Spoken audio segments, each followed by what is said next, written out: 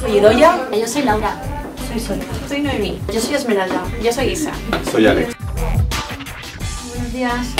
Sí, soy Esmeralda, de Crea tus textos, de la Fundación Coca-Cola Juan Manuel Sáenz de Vicuña. Ya verás que es muy sencillo. Nosotros hacemos la inscripción de los alumnos, nos mandas el pass o te lo rellenamos nosotros mismos. ¿Cree que es sencillo participar? Es muy sencillo porque pueden participar desde el colegio, desde casa o desde cualquier otro lado. Aún así les bajamos el aula de informática para que puedan inscribirse y la idea es que cada 15 días aproximadamente bajen una vez y puedan ver lo que hacen otros compañeros, puedan publicar sus textos o puedan simplemente aplicarse un poquito de ellos. Los objetivos siguen siendo los mismos, pero una actividad nueva la recibimos todos con entusiasmo, incluidos los profesores.